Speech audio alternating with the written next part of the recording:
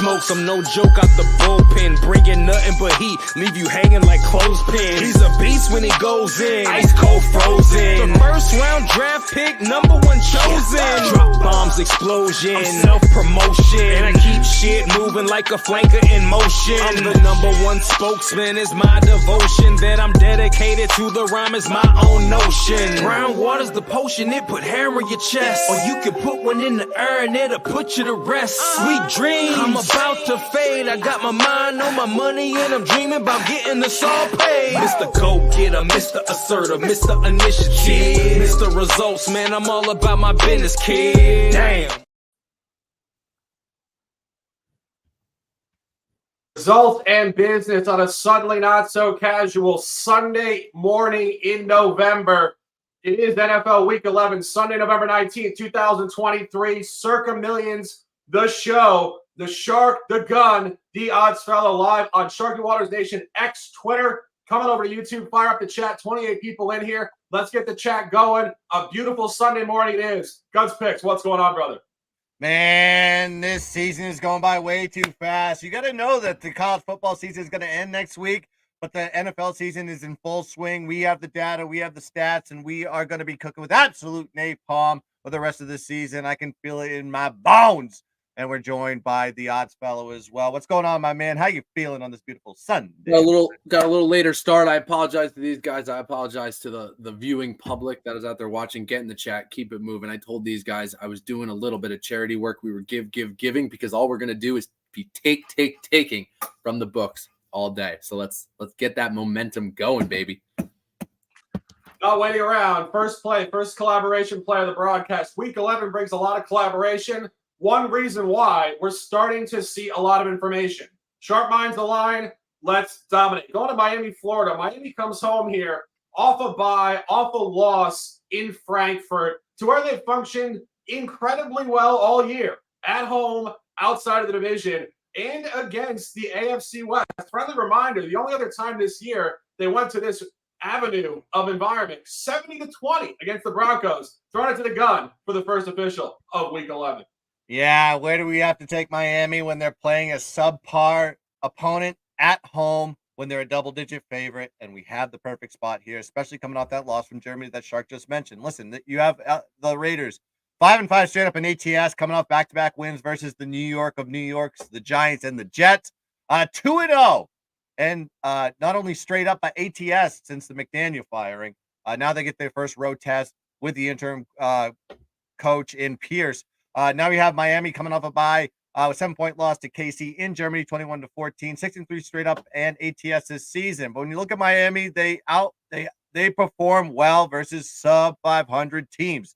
We talk about Denver. We win in that game 70-20 as 6-point favorites, beating the Giants 31-6, 12.5 point favorites. Carolina 14-point favorites in that game. They covered that one 42-21. Then they played New England. Division opponent, 7.5 point favorites. They win that one 31-17. So at home this season, overall, plus 25 point differential, plus 230 net yard average, -1 turnover ratio, 4-0 straight up, and ATS at home. Now you got to look at the Raiders on the road. Not so good. -13 point differential, -130 net yard average, -1 turnover ratio, 1-4 straight up, and ATS on the road this season. Now you got to look at the Raiders. They beat the Giants and the Jets. But when you actually look at the statistics, both of their opponents, the Giants and the Jets, performed well over their averages in defense and offense in that game. So they actually played better versus the Raiders, even though they ended up in L's. Listen, this is a Miami team that just wants to show up. They're coming off the loss. They're coming off the bye, well refreshed, well rested. They get A-Chain back in the lineup as well. That is a huge, or A-Chan, I forget what you call him now, or 4Chan. I don't know what to call this guy anymore, but he's back in the lineup. He's going to get the carries, and that guy, and when he's in the lineup, that makes that team more electric on the offensive side of the ball. You got to understand, the line is sitting here at 13.5. This is equivalent to the same line that Carolina got when they played Miami, and they were 0-5 straight up in ATS going into that game. So this is telling you a story here. You got to be on Miami or nothing else. Give me Miami. I got it at -13. That's my number 2 unit play. Heavy line, as you said. Odds fellow, what's going on here? Yeah, I don't want to repeat too much. I mean, look, this is a thing. The Vegas Raiders were in a perfect spot against two bad football teams at home. Unfortunately, that's the two football teams that play in my area. It's bad for the city when the Jets and the Giants and the Mets and the Yankees, and maybe some other teams are down. Don't get me started. But those teams were 21st in DVOA and 32nd in DVOA overall, including, that Jets number is weighted down a little bit towards the 21st because of their defense, but they're 30th on offense. The Giants are 32nd on offense. Completely different story when you get Miami at home, right? We don't want to reiterate too many of the stats Guns mentioned, but this is Miami at home, averaging or ranking 43.5 points per game first, 516 yards per game first, a plus 25 average scoring margin second, first in points per play, third in first downs per play, third in first downs per game. They're averaging 22.5 first half points per game. Of course, some of this is a little bit weighted because of that 70-point performance and 50-point drubbing that they put on the Denver Broncos, but they've beaten teams 70-20, 31-16, 42-21, and 31-17 at home. So this team is a team that wants to perform well at home against bad teams. They're going to step up. Them and the Cowboys seem to beat up on everybody and then lose the tight games that they should turn around. One more betting nugget just to take this from just the Dolphins to what's happening and zoom out a little bit into the NFL, which I love to do. Double-digit favorites this season through 10 weeks are 11-1 straight up and 9-3 against the spread. That's the best ATS start for those types of lines through 10 weeks since 1990. So today you've got three of them, right? Dolphins minus 13.5, which we're grabbing here, 49ers minus 11.5, and Cowboys, who I just kind of mentioned too, minus 10.5. So yeah, give me the points. Might even lean a little bit first half. If the Raiders get up early, it's a live look for the Dolphins all day. So 13.5 Dolphins for me. Yeah, without question. And you mentioned it. Heavy spreads all over the league today. You would think you're looking at a college football card, but I think that's kind of a snapshot to what's going on here. I was looking at some stuff. I think I saw it on TV last week, but this is the most times a rookie quarterback has started in an NFL season since, I believe, the 70s. So the talent gaps are just gigantic. And, it's not so much that teams like Miami are only playing great against bad teams. It's just straight up the teams are horrendous. So they're taking advantage of them. And speaking of horrendous teams, excuse me, guys, my first play, divisional football, a division we know and we love, the NFC North, taking the Detroit Lions, minus 7.5, 1 unit official. I started going through this last night, and I said to myself, this is just incredible, incredible data. Detroit this season is 3-1 ATS at home, all outside of the division. So you say to yourself, are they only good outside of the division? Is it situational? Should we sell? No. This team was 3-0 ATS and 3-0 straight up last year inside the division. Hammer down win against Green Bay, their first one in forever against the Rodgers Packers, 15-9. Backed it up slightly later. Margin win against the Vikings, 34-23. And look no further than this matchup, 41-10 against Chicago on New Year's Day, 2023. Detroit is also 10-0 ATS, last 10 inside of the division, home or road. Go to the Chicago side of this. People are buying Chicago this week. Why? Sexy narratives. That's all it is. Justin Fields is back, and they get quote-unquote value on the dog. And I saw this on a bunch of different apps and commentary points, and I heard no legitimate analysis on this game other than two things, as I just said. Justin Fields, value on the dog. You know what that is? Fish Central. And what you're looking at here is a Justin Fields quarterback who is 0-4 on the road in division in his career, all by margin. 15-point loss, week 14, 2021, 45-30 at Green Bay. Came back last year at Green Bay, another margin loss, 27-10. Non-cover at Minnesota, 29-22. And the aforementioned blowout, 41-10 at Detroit. Talk about line functionality. Last year in Chicago was favored minus 1.5. Last time they were favored in this matchup, Detroit won on the road. Detroit came home at a heavy minus 7. The market didn't buy it then. They seemed to down to 4. Detroit blew them out by 31. Now they move it up from 7 to 8.5. The market's steaming it down again. What the market loves in a public faction is when they think a team is just not capable. Detroit is not a sexy team to be laying double digits with. What we know is that it's strength in the line. I'm fired up. 1 o'clock, Ford Field, Detroit, Michigan. Detroit Lions, -7.5, 1 unit. Guns picks. Talk to me.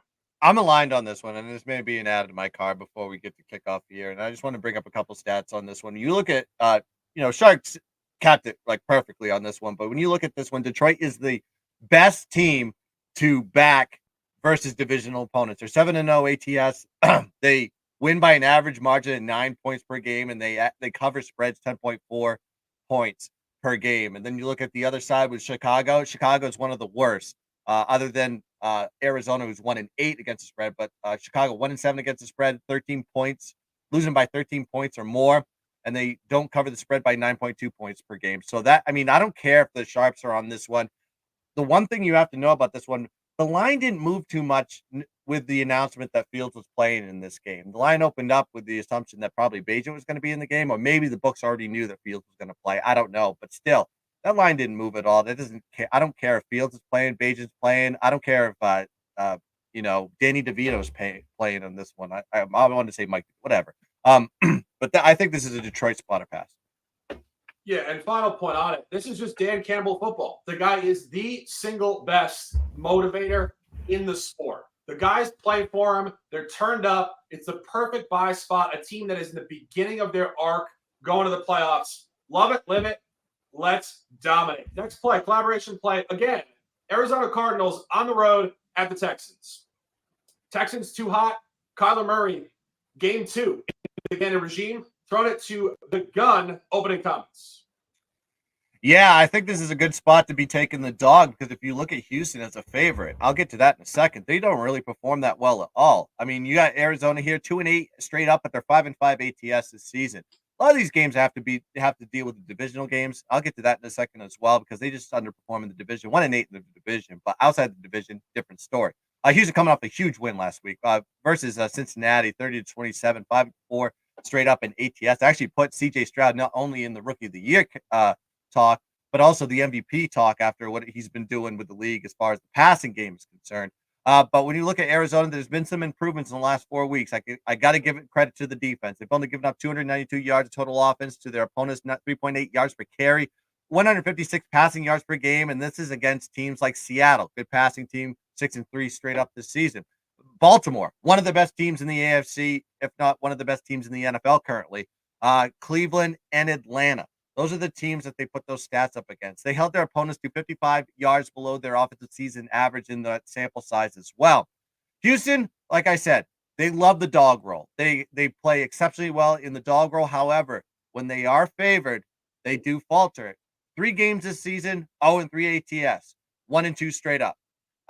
Indiana, they played them as 1-point favorites, lost that game 31-20. Carolina, they were 3.5-point favorites on the road, lost that game 15-13. And then you have Tampa on that one. They were 2.5-point favorites, narrowly winning that game in the last seconds, 39-17. So like I said, 1-2 straight up, 0-3 ATS. Now you got to look at Arizona, underperformed as a away dog roll. They're 1-4 ATS. 3 of those games, though, were inside the division, which they underperformed. Like I said, they're 1-8 dating back to 2022 versus divisional opponents. The other ATS loss was Cleveland on the road. Clayton Tune was the quarterback for them. A lot of injury issues, a lot of disorganization in that game. They just couldn't get it done. Obviously, Clayton Tune, his first start ever, underperformed in that game. And their only cover this season was outside the division on the road versus Washington, covering that spread. Houston's defense is also susceptible to the pass, 246 yards to their opponents, ranked 24th in the league, 7 yards per attempt, 25th in the league. Arizona's offense will get that boost because Kyler Murray coming back actually helped their passing game. He put up 230 yards passing last week, and have also James Conner back in the lineup last week, refreshing return because that boosted them up to 4.7 yards per carry on the ground. I'm going to be in the official business of fading Houston as a favorite from now on to the foreseeable future, because they haven't covered a spread as a favorite since 2021. They're 0-4 ATS. The only other time they were a favorite until this season was 2021. All right. So this team doesn't know how to be a favorite. I'm going to be taking Arizona on the road, non-divisional game, 5.5 plus 5.5, 2-unit play. The odds fellow alignment. Got some background noise here. Turn it off. Keep it off. No, full alignment here. You know, he mentioned one of my favorite looks in this was how they're functioning as a favorite. 0-3 against the spread this year. They just haven't figured that piece of the puzzle out yet, although I do think this team is going to be one to look for the future. They've built in the draft. I love the coaching. I love the quarterback. Got to give them all credit as due, right? Kyler, you mentioned that 14-5 against the spread on the road in his career outside of the division, which is a crazy number. And then, you know, one of the things I love here is Kyler Murray back and fresh. Think about how they started every single season the last few years with him in the league, and then they kind of fizzled out. They were a team to fade in maybe the second half of the year. The Kingsbury-Kyler combo just wasn't getting it done. But now he looked good. He was moving around 33 yards, a huge rush last week. He knows how to get out of the pocket and get things done. And maybe this is, you know, in week 10, week 11, week 12, Kyler in his fresh early season form. The Cardinals were feisty all season without him. Now I think they get even feistier with, and I just love getting this type of value. I got it at plus 5.5. Anything above a field goal, that 3.5 number and up to me is great. If you can find some sixes popping up, even better. Yeah, I would tend to agree. Obviously, you look at Arizona on the road this year, outside of the division, 1-1 ATS. Week 1, cover on a similar number, which I think is important, plus 7 at Washington. Josh Dobbs was the quarterback. Friendly reminder. Josh Dobbs is a covering machine on the road. So is Kyler Murray, 14-5 in his career. Outside of the division, this is going to be a tough spot for Houston to continue to back up success with success, quickly being adjusted to more of a playoff style line here. Collaboration playing, the odds and the gun. My next play, we're going to Green Bay, and we're going back to old reliable. And I never thought I'd be saying this going back a couple seasons. Fading the Green Bay Packers is old reliable, and I'm seeing it yet again this week. People are buying the Packers, and I will continue to say this. People are buying the Packers, they're buying the Steelers, and they're buying the Patriots. Why? Tom Brady, Ben Roethlisberger, Aaron Rodgers. Friendly reminder, guys. Mac Jones, Kenny Pickett, Jordan Love. Not the same franchise, not the same guys. Open your eyes. And what you're looking at here is a Chargers team who is a statistical buy. Chargers are 4-4-1 ATS, so they're right on a 50% cover rate. However, they could be 7-2 ATS. Of their 4 covers, 3 of the 4 were absolutely dominant. Up 24-7 at home against the Raiders in total control, covered the spread late. Blowout win against Chicago at home, and a blowout road win, which I think is applicable here, -3 at the Jets, 27-6. Go to their non-covers. Non-cover coin flip loss at home to Miami. Non-cover overtime loss on the road to Tennessee. 3-point loss at home to Dallas. KC beat them by 14 in a game that they turned the ball over in the second half, a lot closer than it looked. And a push last week against Detroit. So they have 6 non-covers, 5 non-covers and a push. They could have covered every one of those games. Crucial statistical point is you have to look at the construction of what's going on. And as I mentioned, all their covers have been blowouts for the most part. They're also 0-4-1 specifically against playoff teams as of today. They're 4-0 ATS against non-playoff teams. Minnesota, Las Vegas, Chicago, and the Jets. Also 1-0 ATS at this division. Did have a win in week 3 at Minnesota, 28-24. We had that correctly on this broadcast. And if you go to Green Bay, I said it before, and I just want to bring this to a conclusion here, and we're going to move to another game. But Green Bay is 3-6 straight up. I said it last week, I'll say it again. Fool's gold. And you say to yourself, how is 3-6 fool's gold? That's already terrible. Because they could be 0-9. Their only 3 wins came against Chicago on the road, who is certifiably horrendous. Backdoor win against Jameis Winston in a game they were down 17-0 at home. And they beat Brett Rippon, Boise State's finest, back up for the Rams at home, 20-3. They don't have one representative effort all year. Chargers are great on the road in this position. Chargers are a statistical buy. This is a hammer down spot for the Chargers at Lambeau this afternoon. -3 official. Odds fella. Sunglasses on. You won't need it in Cleveland, but I certainly love them on this broadcast. Cleveland Browns at home. Revenge game. Took a loss in week 2 egregiously on Monday Night Football to the Steelers. Steelers are the first team in NFL history to get outgained in their first 9 games and go 6-3. A statistical anomaly of historical proportions. And you like fading that with the home team on the money line. Got to go with Cleveland. I don't want to hear about Deshaun Watson because I don't think it really matters. He has been playing better, so the injury came at the worst time for the Cleveland Browns, a team that I think could have probably made a Super Bowl run with him. Can they do it without it? We'll see. First step here is a pivotal win in that revenge spot, like you mentioned. They are, if you just look at it from a pure point differential standpoint, Pittsburgh is all smoke and mirrors. Now, this is a tough spot for me. I've been high on the AFC North all year. If you've watched this show, you followed my picks, I'm typically sprinkling 2 or 3 of the AFC North teams against the spread every single week because I do think 3 teams are going to get into the playoffs out of this division and could be both of these teams, right? So it's hard to go against one of them, but point differential wise, Pittsburgh, all smoke and mirrors, like I mentioned, they're minus 26. Cleveland comes in at plus 44. So to me, what are you going to get here? An all-out defensive masterpiece, probably from both teams, but definitely against the Cleveland Browns. In the first matchup, the Steelers did prevail 26-22. That game went over the 39 and Pittsburgh plus 2.5 got it done. But if you look a little bit deeper and you remember how that came with 2 Deshaun Watson turnovers turning into not just points, right? Direct defensive touchdowns, 14 points directly scored and impacted, including the game winner there. In that game, Watson had a 70.3 passer rating, slightly outshining Kenny Pickett's 71.8. Those are bad for both quarterbacks, right? Anything in that 60 to 70, 75 range is awful for a quarterback rating. So without Watson, this team has performed okay. They did win against San Francisco. They won against Indianapolis. They lost close against Seattle 24-20, and they got blown out in that first game against the Ravens, who are probably the class of the division anyway, 28-3. So in this one, I think it's all about ball control, slowing down the game and playing great defense. That means they're going to attack the Steelers' rushing defense, which ranks 25th in yards per game and 26th in yards per attempt. So I do lean under because of that game script, but at 33, I mentioned before how many defensive points and scores and short fields there were in the first one. You could easily get that here to screw up your total, so I don't think it's worth messing around with. But I do like Cleveland on the money line. Now, why? That's because this thing is already ticked up to 2.5. If you can get a 2 or you can get a 1.5, you're probably okay. I wouldn't mess with the 2.5, the 3, or the 3.5 because you are asking to get screwed because of a weird extra point, a weird conversion, a field goal, something that gets screwed up. So when I saw the minus 130 / minus 135s that were out there this morning, that's the way I attacked it and jumped on it because I was a little bit later to the game. But to me, it doesn't matter who's playing quarterback. I'm focused on the defense. I'm focused on the matchup, and I'm focused on Cleveland. Yeah.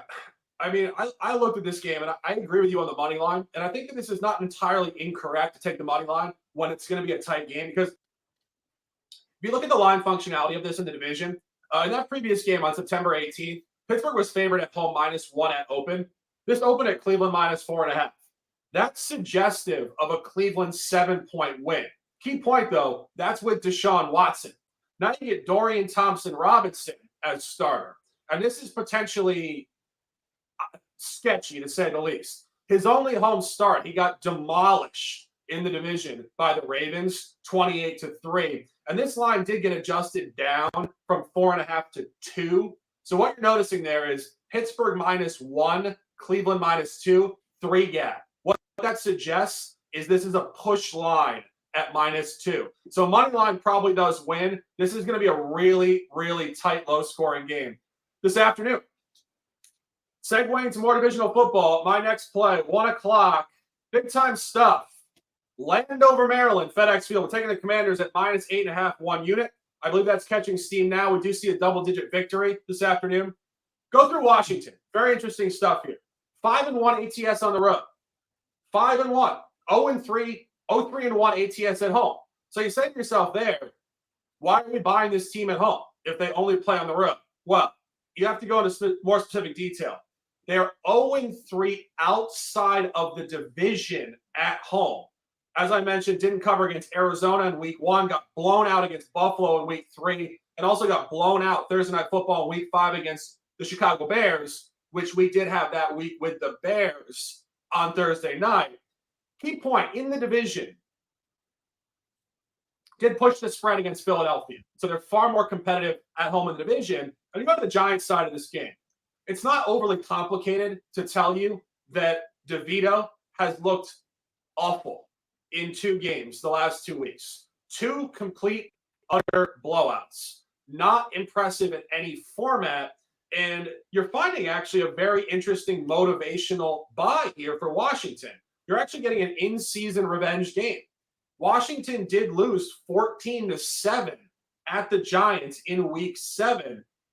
It's not coincidental, however, because Washington has actually been owned by the Giants in the Danny Jones era. 6-2-1 straight up last 9 for the Giants against Washington.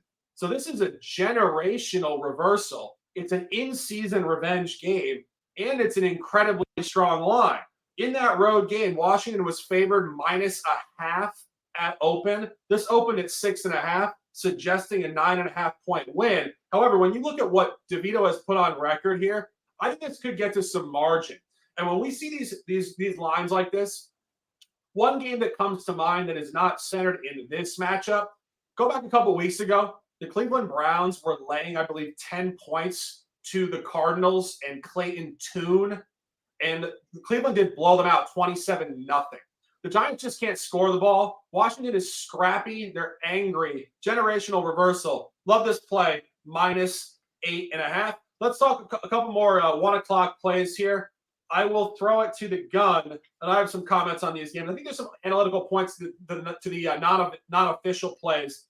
Jacksonville Jaguars at home off a loss last week. Got absolutely hammered by the Niners. You guys had it officially. The Niners were absolutely jacked coming off a 3-game losing streak. Now Jacksonville comes back here, notably in a bounce-back spot in the division against Tennessee, who is also on a losing streak. Guns picks, any comments?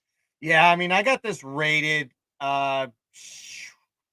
It's probably a 5. I think it should be like a 5-point spread on this one because if you give the home field advantage to Jacksonville on this one, I don't even know if you can call a home field advantage with Jacksonville, quite frankly. They haven't played well at Jacksonville all season long. I mean, you saw it last week. They got demolished by San Francisco. Granted, San Francisco, the healthiest they've been all season, getting Trent Williams and Deebo Samuel back, obviously made that team much, much better. But they also lost to Houston by 20 at home and Kansas City 17-9. Now they're going to go play a team like Tennessee that, hasn't been playing great. Lost a close one to Pittsburgh in prime time. Then they got stomped by Tampa last week on the road 20-6. I don't know if the quarterback situation, once you got tape on Will Levis, is that going to work out? He only has a 56% pass completion rate, 4 touchdowns, 2 INTs. But I lean towards the Tennessee side on this one. I just think that Jacksonville hasn't shown that they've played well at home this season. They've been a little bit better in travel. And I think there's a stat that goes against Trevor Lawrence off a loss, too, that kind of makes me want to lean towards Tennessee as well. Tennessee is a dog on the road. Vrabel always has those guys pumped up when they plays in these situational spots. So I lean towards Tennessee, but not an official play. Yeah, Anthony, you got anything on this one? No, I'm just excited to continue to kind of see the maturation of Will Levis. They may have found somebody down there, which I think is important. It's about maybe the turnaround, but let the team bottom out a little bit. You build around him. I think it's much better that he's playing in these spots and getting these reps compared to a Tannehill. Yeah, and I agree with the gun. I think this is a Tennessee look, and I think the bounce back is overrated, and I think it's more so divisional football. It's not so much that they're not going to bounce back. This is going to be a tight, competitive divisional game. And what you're looking at here actually is just a tight line and a short line, unfortunately. Go back to last year. Jacksonville did hammer Tennessee on the road, 36-22. Tennessee was favored -3.5 there. Jacksonville actually came back in week 18. It was the game they were clinching for the playoffs. Maybe coincidentally, Josh Dobbs started for the Titans. And the guy obviously covers every single time he steps on the field, it seems like. But Jacksonville was laying -6.5 in that game. They did win the game 20-16. However, they won on a 37-yard fumble recovery for a touchdown in the last few minutes of the game. They were uncompetitive offensively. And here's the problem. Tennessee hasn't changed all that much since that game. The defense is very similar. The coach is the same. The scheme is the same. The mentality is the same. And they've improved at quarterback. And you're getting Will Levis off 2 straight losses on the road. both outside of the division in what has to be some sort of upward movement point. And this is not just my narrative. The books agree. Jacksonville was favored -6.5 in week 18. So this is opening shorter at Jacksonville -5.5. And I saw that last night. It's going to be tight. The gun said it. This game is numerically graded to be a Jacksonville victory by precisely 5, 4, or 3 points. I know a lot of sharps will buy the Titans because that's how they handicap. They're not worried about sweating it at all. They just plug in the number. However, the number is on Tennessee here by 1 point. Staying at 1 o'clock, Anthony Latino, the hat on, turned backwards, maybe indicative of a funky spot this afternoon for Dallas. Dallas on the road at Carolina. Anthony, what's the fan base saying today? This is what I like to show. Are you going to get the Jekyll or the Hyde? Because this team is all over the fucking place. I think the only way you can maybe look at this one is, you have to hope that it's not a pure letdown spot like they were against the Arizona Cardinals. It shouldn't. The offense has actually been clicking. The red zone has been better. Seeing the emergence of Brandon Cooks is huge for this offense and spreading the ball out. CeeDee Lamb, who felt like he wasn't getting the ball early on, has been on an absolute mission and tear, and the offensive line is getting healthy. You combine that all with hopefully a defense that continues to remain consistent, should be able to get pressure on a Carolina offense, and Dallas should be fine. Do I want to lay those points? No. But that being said, we gave you that statistic before on the big spreads and the big numbers this year, ATS in the NFL, so it could be a Cowboys look. The other thing is the Cowboys, much like the Dolphins, tend to beat up and get the job done against these worst teams. Again, Cardinals aside, if you look at who the Cowboys have beat and beaten up on, it's been the Giants, it's been the Jets, it's been some of these other lesser teams in that disparity that exists in the NFL. So would I lay it? No, but I do think the number points you to a bigger Dallas victory and blowout. So I think that's the look. I think it could be a decent teaser spot because you can get it down underneath the 6 or underneath the 7, as long as it's around that 10.5 mark. So no official for me. Dallas, I think, is the play. You look Dallas live, look Dallas on the teaser if you don't want to lay it. Yeah, I got to say I disagree on that, but we're not official, so let's have a bit of a conversation here. Let's do it. When you said that they're very good against the bad teams, you neglected to specify their worst environment of the year, which was on the road against an out-of-division NFC bottom feeder at Arizona. An egregious 28-16 loss, favored -12. So that discrepancy was 24 points off the spread. Carolina is very closely graded to that Arizona team. This is where Dallas, I don't think, brings their best ball today. Carolina is 1-2 ATS at home outside of the division. Key point there, though, both on really tight lines. So now getting a bundle of points, this is where they might function better as a significant dog. Guns picks, dog. Yeah, I agree with you on this one. I think this is a lean to Carolina on this one. I mean, when you look at the situations where they did blow out like subpar teams on this one, a lot of them were off a loss, okay? So you got the Arizona game you just mentioned in that one. Out of conference, on the road, bad team. They lost that game outright. They go back home. They play New England, beat the doors off of them, okay? You look at the Rams game, for example. They won a narrowly close one, back-to-back road games, and then they go play at home, beat them badly. And then they lose to Philly on the road. Then they go play the Giants at home, beat them badly. I think it's more of a take of a double-digit favorite for Dallas subpar team at home, not on the road. I probably lean towards the Carolina side. I think right now Carolina's going to start covering some of these spreads eventually. I think the levy's got to break somewhere, as I always say, and I think maybe it's in this spot. I do put a lot of stock, and I don't disagree with you guys. They're all valid points. I think that the Trayvon Diggs injury that happened a few days before that Cardinals game really put a weird kind of aura on that Cowboy squad going into the Cardinals team, and the defense couldn't get out of their own way, and then the offense couldn't score. So that's one thing I point to in that of like, was that part of the outlier? But I think all valid points all around. So love to see it. Yeah. And speaking of that game, I did have Dallas that game. I took a loss. So I remember that. Yeah. I'm not speaking from any personal bias, just purely evaluating how they play in these spots. But one thing that I do remember about that game is they had a bunch of chances in the second half to score. And they just couldn't get there in the red zone, which, of course, has been a problem for Dak Prescott in his career. I'm not necessarily saying that Dallas is going to not compete with yardage. I just think the errors might be there today. It's just a weird spot. They're undisciplined, always. Carolina, it's just so similar environmentally to that Arizona spot. Like, it's so lackluster for them. There may be a little bit of a look at it, too. They have Thanksgiving, short week, Thursday. They're going to be playing a divisional opponent. That could be another one, very flat spot. Every time I talk this out, I'm almost taking the Carolina Panthers on this one. I don't know if I can stomach it, but maybe that's the play I'm going to be adding to my card. We'll see. Hold your nose special. We'll see.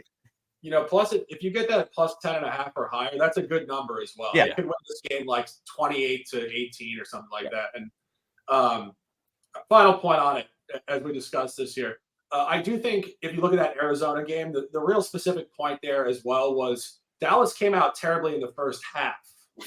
And then they woke up and said, okay, this team's not as much of a pushover as we think. I think you could see Carolina come out here in the first half and compete. So yeah, good. Take it for what it is. That's the 1 o'clock slate. 36 minutes in the book. Sharky Waters Nation, Onwards Lifestyle. Ride the wave out of the water. Let's go to the 4 o'clock slate here. We appreciate you guys in the chat. 56 people in the chat. Fire up your plays, your angles. 11:35 a.m. Eastern, 8:35 a.m. on the West Coast. I don't know how you guys do it out there in the West Coast for NFL Sunday. It's a little early, but going to the West Coast, 4 o'clock, the gun with his only total of the broadcast. Bucks on the road at San Francisco. An under 42. Guns picks. What's up here? Yeah, this is one of those situational spots here with San Francisco that I think you're going to hit like a little bit of a flat spot here as far as getting the points on this game here. So when it's a weird flat spot for them, like I said, they just came off this huge victory versus Jacksonville last week. Then they're going to play Seattle on the road. Seattle is basically the deciding factor of who's going to win that division for them, really. I mean, everybody else is kind of not even in the mix. We're not talking about Arizona. We're not talking about the Rams. We're talking about Seattle, and they have to go on the road on that one. So maybe a little bit of a look ahead in this spot, flat city. When you look at Tampa, they're 3-1 to the under as a away dog this season, 7-2 to the under this season. So this is an under team. When you see a line double-digit favorite, 13.5, I think the line is, and the total is 42, kind of gives me an indicator that you're probably going to see one-sided scoring here, probably on the San Francisco side, and not much scoring on the other side. And you need two teams to get over a total on this one. And then you got to look at Tampa. I mean, what gets over totals a lot of the time is weird turnover spots, field position, quick scores. Tampa's not a turnover team. They have a +1 turnover ratio on average this season with a +8 turnover ratio overall. So this is a team that doesn't turn over the ball. If they do get it on downs, they will punt the ball and get the field position and take it strategically, especially against the 49ers here. I think the perception is from the San Francisco side, the offense is electric. We saw it last week, putting up 34 points. But when you look at this Tampa Bay defense, look who they've actually held these really good offensive teams to. Philly, 25 points. Detroit, maybe one of the top offenses in the league, held them to 20 points. Minnesota, 20 points. That was with Kirk Cousins. And they held the Buffalo Bills to 24 points. So they're held these teams very low totals. They're not getting the points themselves. However, they're holding these good teams defensively to low points totals. Now you got to look at Tampa. They are just on an under streak. 9-8 to the under run is what they're on right now. 15-4 to the under versus NFC opponents. I just think it's a great spot here on this low number to take the under versus San Francisco and Tampa. I just think it's going to be a little bit of a flat sandwich spot for San Francisco off the big win, divisional game ahead on the road, and they're just not going to play this team up to par. I think they're just going to really try to just get out of here with a win, run the ball, and kill clock. So, yeah, give me the under on this one, 42 2-unit play. Yeah, great analysis there. Anthony, any comments on this one? I lean Bucks overall for a lot of the points that Gunn mentioned. What I think the kind of that game script looks. I think they're a good look with the points as well, but nothing else. Yeah, I have a couple of notes on this game, which I think are interesting. The Gunn mentioned this. This is just a terrible spot for San Francisco. Let's just go through it briefly.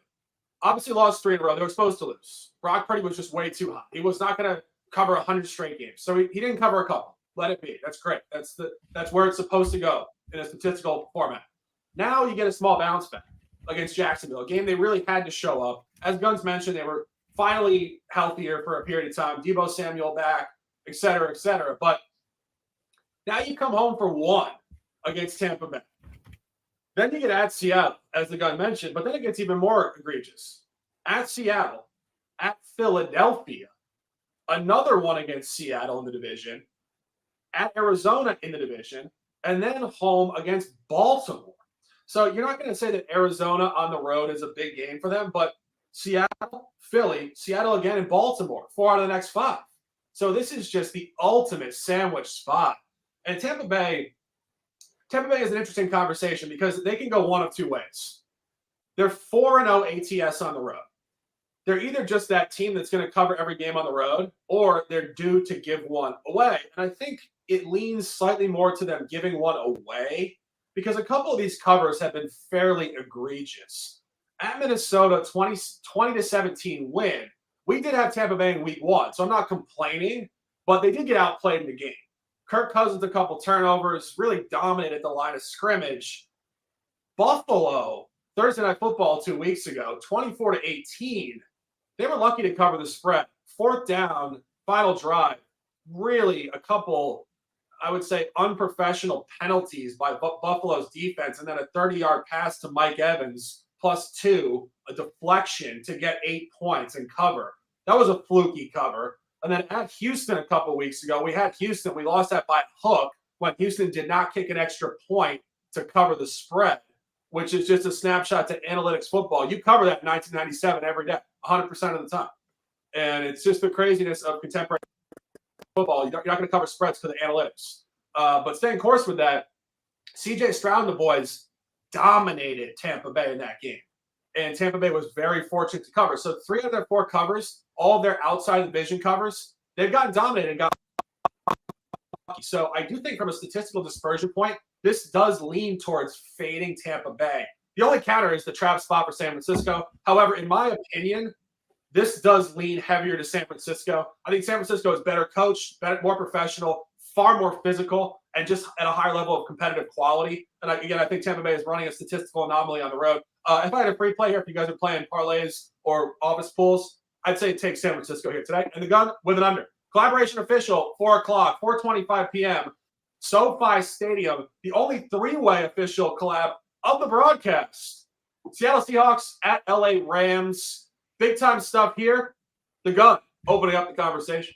Yeah, gotta be loving the Rams on this one. When you see a 3-6 team favorite versus a 6-3 team, just take the 3-6 team every single time. Where's the Rams coming from? They're coming off a bye week. They're 4-4 and 1 ATS, 3-6 straight up. Lost 3 games in a row, and they're still favored in this one. But you have Seattle in this one, 6-3 straight up, 4-4 and 1 ATS as well. Off a win versus Washington last week in the narrowest of margins, 26-29. Now, while the Rams have underperformed outside of the division, inside the division, they have looked absolutely solid. 2-1, straight up 3-0 ATS this season with a +9 point differential, +101 net yard average. Seattle on the other side versus inside the division, 1-1 straight up, and ATS with a -3 point differential, -89 net yard average versus divisional opponents this year, and they haven't played San Francisco yet. These teams did meet week 1. The Rams crushed them, 30-13. 4.5 point home dogs. The Rams were on this one. Now you're seeing them here favored. I mean, we talked about this last week. Actually, we talked about this on Thursday when we talked about the Baltimore versus Cincinnati game. Everybody said Cincinnati's on a revenge on this one. I go, well, why is the line -3.5? Then the line should have been a pick 'em. This is another one of those situations here. I think this line should have been +1.5 for the Rams. And now you're seeing him sitting with -1.5, -2s out there on the board. Also, look what the Rams have done versus Seattle. Absolutely dominated historically. 7-1 ATS versus Seattle, date back to 2020. Key players are banged up, too, for Seattle. You have to consider Tyler Lockett may or may not play in this game. I think he's listed as playing, but he has a hamstring injury, so he's not going to be 100% healthy. And, of course, Jamal Adams, he may or may not play in this game, but if he does, he's banged up as well. And then you get Stafford back in the lineup off the bye. That's going to help them huge under center because this team is 3-6, but they're favored. I got to be taking the Rams on this one, and I'm going to throw out the money line. I'm going to throw out the spread on this one, and I'm just going to take them on the money line. I got them at -130 in this spot, so give me the Rams just to win the game. Money line -130. The odds fellow alignment. Yep, and I'm on the -2. Don't hit the money line there. I think you could get close games in the NFL. You got to watch where these numbers go. So it's not a bad look, but -2 for me. Let's give a little coaching trend to complement everything that the gun just said, and then we'll kick it over to the Shark for the finish. And with the three-way collabs, we're due because we had a three-way collab dud, I think, last week. So jump on board now because we are very due. But does anyone know on the broadcast know Pete Carroll's against the spread record versus Sean McVay? 4-10, baby. This guy gets owned, including week 1. So I don't know what that is straight up, but 4-10 ATS. Yeah, it should be a revenge angle from week 1 because they took a whooping at home, like Gunn mentioned, 30-13, and the line's not telling you that story. So I think you get the trends of what this team looks like with Stafford coming back. They're 3-4 overall. That's throwing out the Cowboys game, which he got hurt during. They probably would have lost anyway. And then really the absolute dud without him that they had was against Green Bay, a team that to me, statistically is kind of similarly graded to the Seattle squad. And I don't think Green Bay is very good, right? Seattle's defense 20th in DVOA, Green Bay only a few spots behind at 23rd. But in that game, right, 0 TDs, they had 10 first downs, 187 yards, and they gave up 391 yards. You look at all the Stafford statistics for what they've averaged against better squads. They're averaging 2.1 TDs with him in the mix, 20.6 first downs, 345.5 yards, and the opponents, they're giving up 333. So that's an improvement across the board. Obviously, it's not a huge sample size, but this offense was rolling early on with a healthy Matthew Stafford and those younger wide receivers. So I think you're going to get a great effort. You're going to get McVay in the coaching angle. You get the offensive angle. So let's go Rams, and we'll kick it over to the Shark to finish it up. Yeah, and I did not know that statistic, but that 4-10 Pete Carroll versus Sean McVay, that's just sustainable stuff in the division. It's scheme. It really is scheme. And there's so much chess match to these games. And I speak for myself growing up. You're a kid, you're just watching these pro athletes run and gun. You think, wow, this is incredible. You don't realize how much actual mental warfare there is between coaches, adjusting plays, being one step ahead of the other guy in terms of play calling and adjustments, the whole thing. It's like chess. It's like poker. It is professional football in terms of the strategy. But a couple more points in the game. The gun mentioned it, but you just want to buy the Rams here, not only off a 3-game losing streak, but because their sample of losses have come against San Francisco, Cincinnati, Philadelphia, Pittsburgh, and Dallas, and Green Bay with a backup quarterback. And Seattle is doing the polar opposite. They're cleaning up on the garbage. Wins against Carolina, the Giants, Arizona, Cleveland with a backup quarterback, and a really non-representative win against Washington last week. So this is a beautiful, beautiful spot where you're buying the Rams, who are too cold because of injuries and playing all contenders, and Seattle too hot, cleaning up all non-playoff teams. It's just an excellent, excellent spot. And you actually go back to last year. I think this is interesting because Anthony was talking about personnel. Seattle did go 2-0 last year against the Rams and 2-0 ATS. Here's the key point on that, though. Seattle, yet again, in the Geno Smith era, taking advantage of other teams' injuries. Who started for the Rams in those games? John Walford and Baker Mayfield. So this is the second time that Matthew Stafford has faced this team. It's in the 2-year window. Guns mentioned it in week 1, a blowout. But I think even more importantly, I'm not sure if the gun mentioned this, the Rams outgained the Seahawks in that game 426 to 180. 27 first downs versus 13.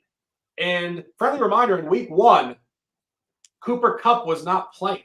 So if the Rams dominated them in that type of format and McVay owns Pete Carroll, I think we could see a pretty hammer down type of victory here today. Love this play. 3-way collab. I got Rams +1 early week. That's why you follow on Twitter for the plays when we drop them. I actually wasn't expecting this much movement. This is incredibly, incredibly sharp movement. -2 now, and the money line. This should be a margin win at 425. Last play at 425. More divisional football. We love divisional football. We don't love the Buffalo Bills, however. I am still in shock of this Buffalo Bills team. I really am blown away by this. Just a couple comments on this, and I'll throw it to the gun. I think Buffalo, if you really look at what's happened here, 2 quarterbacks actually kind of fooled me, I think. 1, Josh Allen, and 2, Kyler Murray. And one of the things that's really stand out here is, for me at least, I didn't realize that these guys came in the league 6 years ago. to me, they both seem very young, like second-year firepower products. These guys are approaching veteran territory. And I think this is the crucial point. Both of them hit an initial bump, heater, if you will. Both Kyler Murray and Josh Allen were absolutely electric in seasons 2, 3, and 4. And this is where the NFL adjusts. They start to see what you're doing.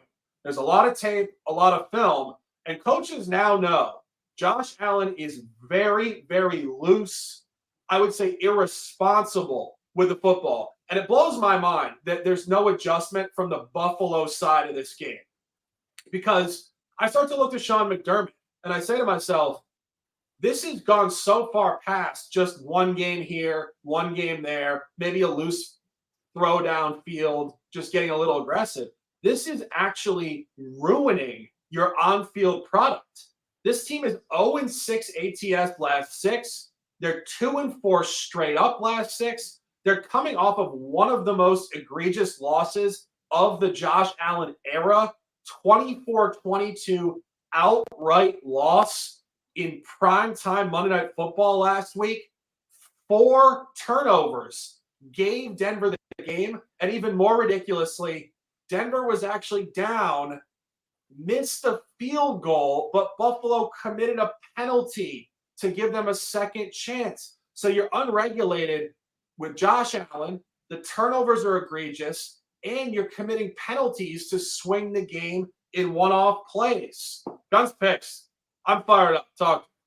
This is a we never saw it with Buffalo, right? They just fired their OC, got rid of him, sent him packing.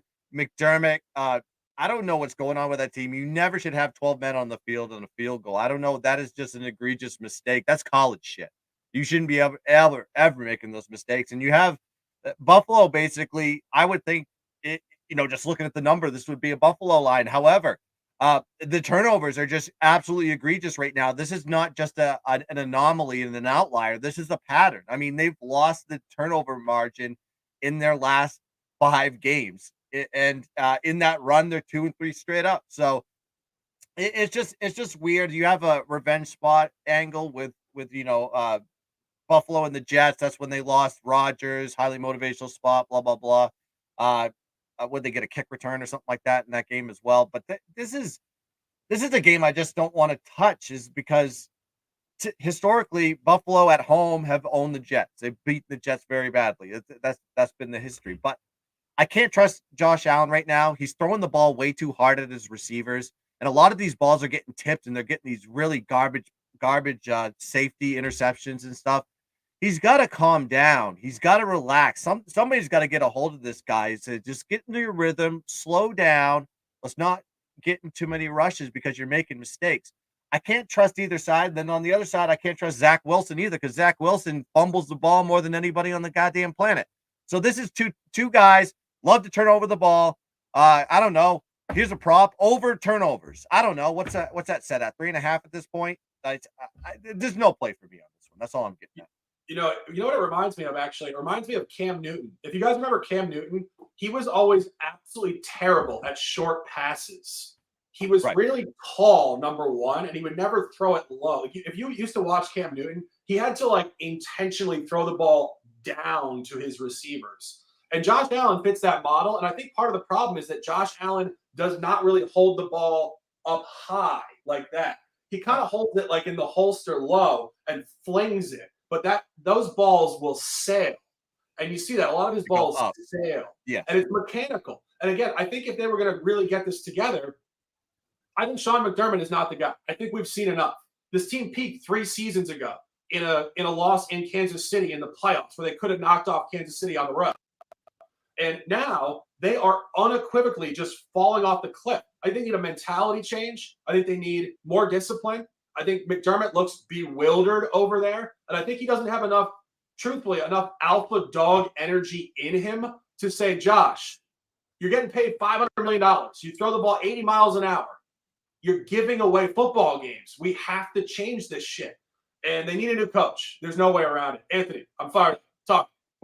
Probably a good teaser spot if you want to circle a few. I mean, my top 3 are probably Lions, this one, and there was a third hovering around that 7 or 8 mark, probably the Commanders, which again, speaking to two officials, for you guys and some other good looks for you guys, those are teams that you can easily get with 6 points, way under the field goal, probably under 2, a little bit closer to pick them. You're not messing with the bigger spreads. It's going to be a really interesting one to watch because Buffalo, they're clinging to it right now, right? The division might have sailed. Now you're even talking about, is this team, I think, was favored to miss the playoffs, which is not where you thought Buffalo was going to be coming in. So, I don't think it was a Dorsey problem. I think it runs deeper than that. I think it's a McDermott problem, maybe the window closing, like you mentioned. They have to get back on track today. So the only counter is it finally the kitchen sink game and it all comes together? It has to be, right? Yeah, but I'm going to talk about this game for another minute. I mean, we'll go to the gun for the prime time, but there's just so much to discuss. It's so fascinating. Yeah. Like for me, this is so interesting to watch a team just crumble in front of our eyes with such talent. Quickly. The other thing that I think is really interesting here, we've been saying this for weeks. Uninspiring opponent, uninspiring opponent, uninspiring opponent. The mental makeup of this Bills team, it's crazy to say off that loss and 0-6 ATS, but are they going to look at the Jets with Zach Wilson and take this team seriously? It's like one of those things where you say to yourself, people don't really change. If you can't take a lackluster opponent seriously, doesn't mean you're going to take this team seriously. And it gets worse after today's game. So this is the last game in the lackluster sequence. After today's game, they play at Philadelphia. Then they play at Kansas City. Are you kidding me? You have the Jets at home, and then you have to play at Philly and at Kansas City. Then you get Dallas at home. Then you go to the Chargers on the road in prime time after that. So the Bills have 4 huge games after this. And not only that, but the line in this matchup was Buffalo 3.5 on the road in week 1 and a loss. The Jets defense just owns this guy. They just sit back, they cherry pick him, and they also bring a great rush, and he gets flustered. And this line comes in at 6.5. That's a push line. Key points steamed up to 7.5. I said this about the Titans. The 2 divisional underdogs today that I think are going to cover. I think the Titans cover by a point or 2. I also think the Jets keep this inside of 7 points. That's the last thing I'll say on this game. We spent 5 minutes on the game, but it's so damn interesting.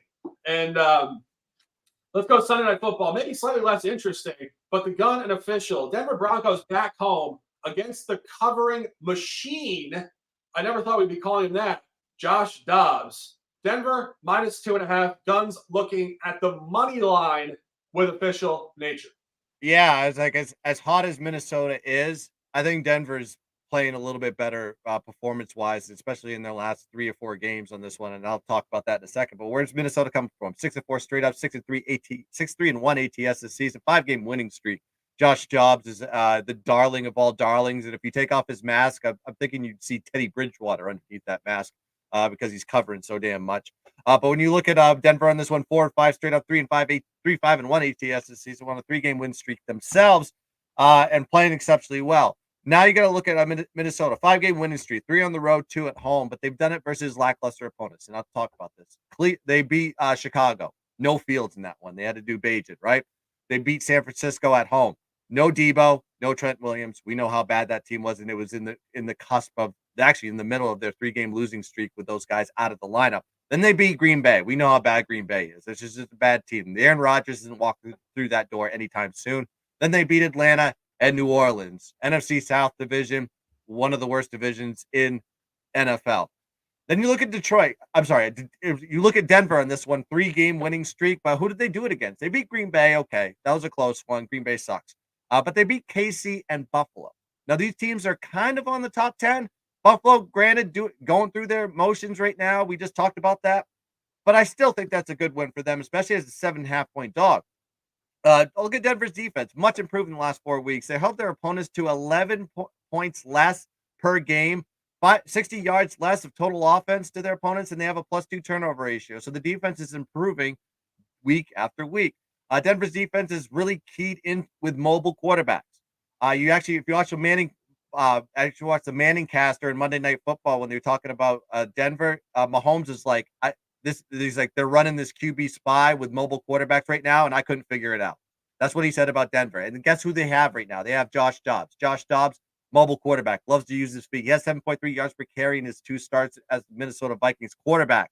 So he's actually using his feet to get out of situations and getting them down the field.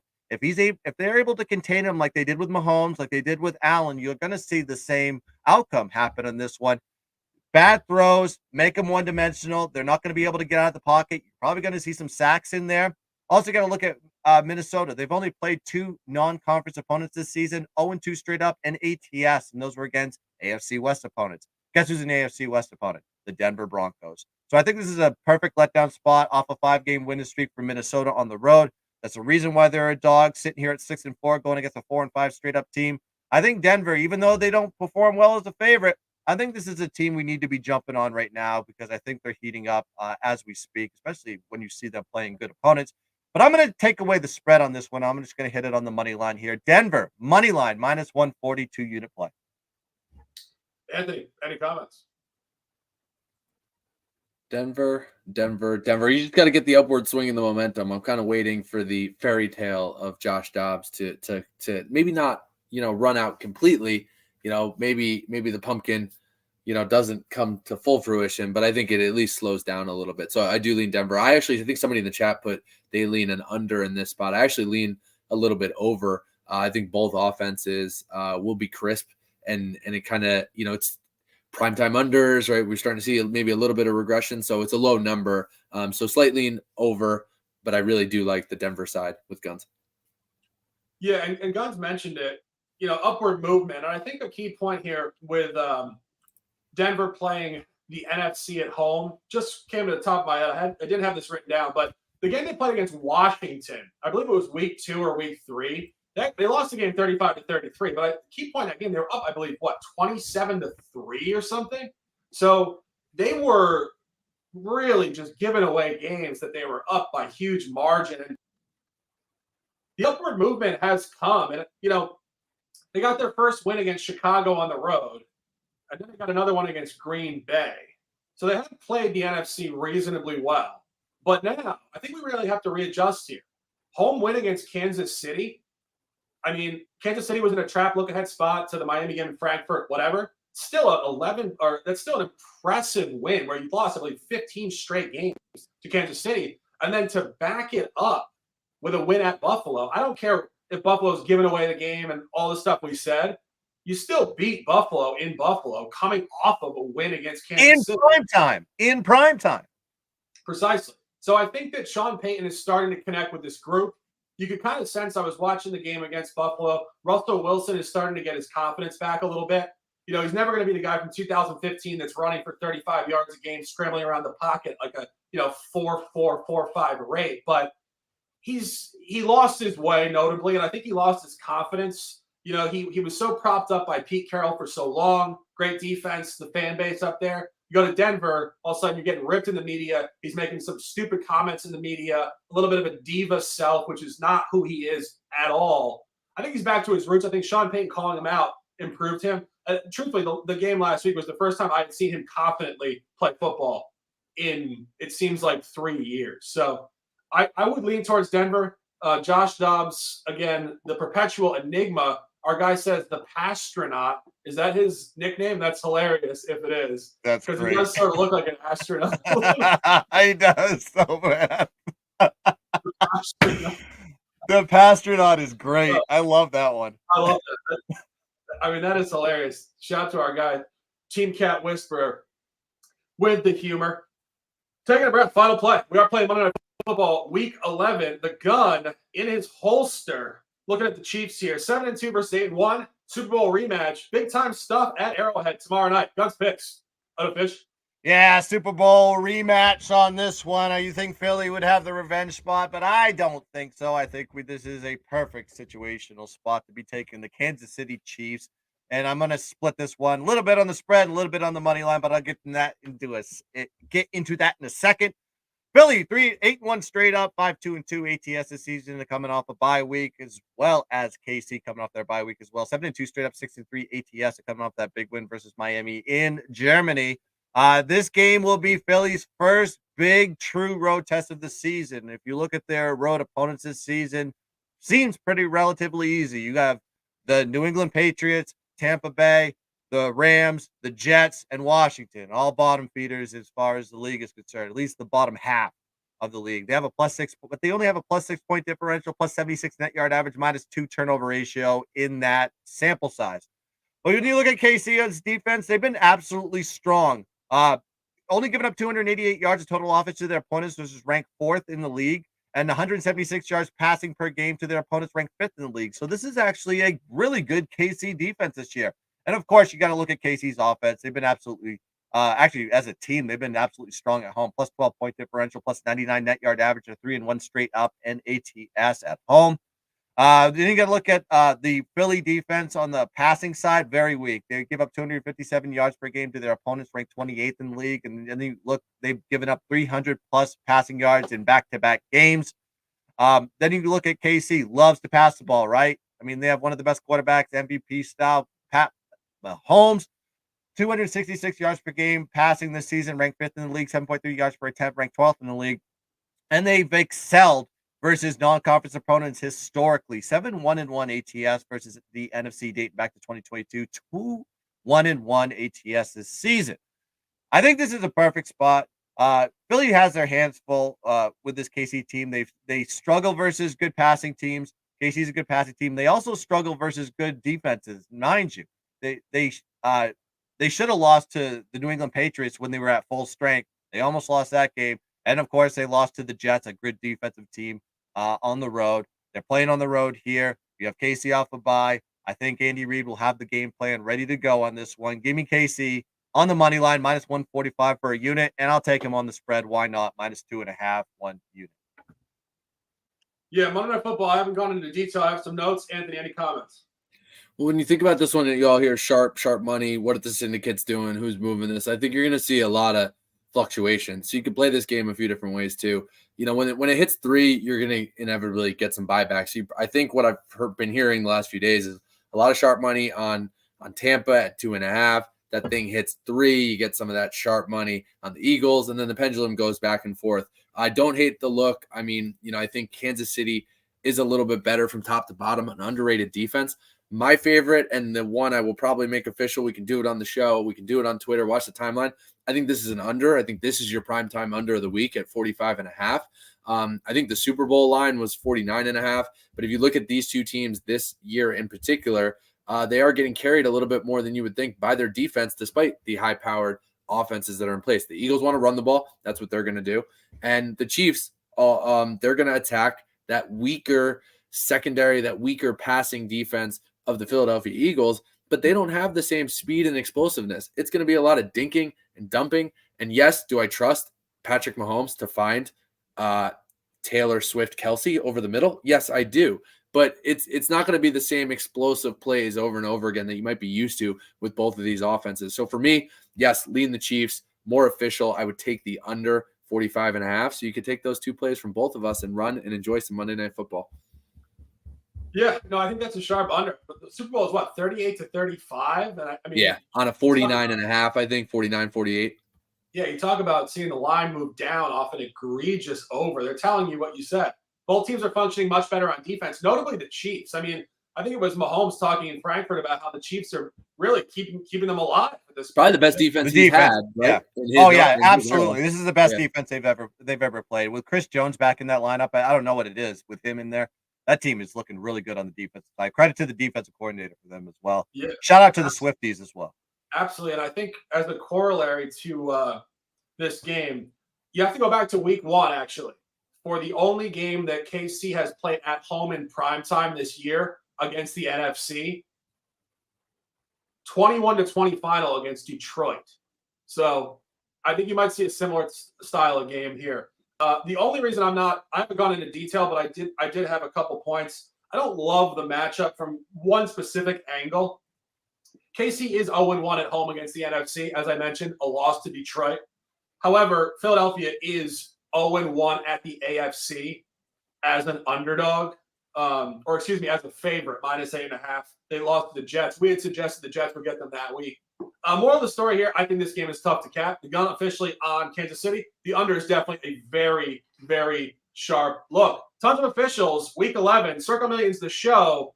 The Shark the Gun, the odds fellow, live on Sharky Waters Nation. Ride the wave out of the fucking water. My 4 top plays, Detroit minus 7.5. We know it's potentially a continued point, but guys, back in the Bears is just a questionable maneuver. Chargers on the road minus 3, Washington minus 8.5, Rams +1, money line now. Odds fellow, Cleveland money line minus 130. Miami Dolphins at home, cleaning up the trash yet again, minus 13.5. Arizona scrappy on the road with Kyler Murray, +5.5. Rams minus 2. The Gun alignment on the Dolphins, alignment on the Cardinals, alignment on the Rams. Denver money line and minus 2.5 Sunday Night Football. KC minus 2.5 on Monday Night Football. And under San Francisco, 42. Numerous top plays, an opportunity to dominate. We appreciate you guys every week tuning in here for the show. 60 people live on YouTube, another 25 to 30 on Twitter. Appreciate it immensely. We know NFL gives you 1,000 different looks across media. It's hard to figure out where you're going for your content. We love to bring you the top plays, analysis, hype, and conversation. Pleasure working with both of you guys. Fellow, we'll see you next Sunday. Guns picks, close them out with some words, and let's dominate.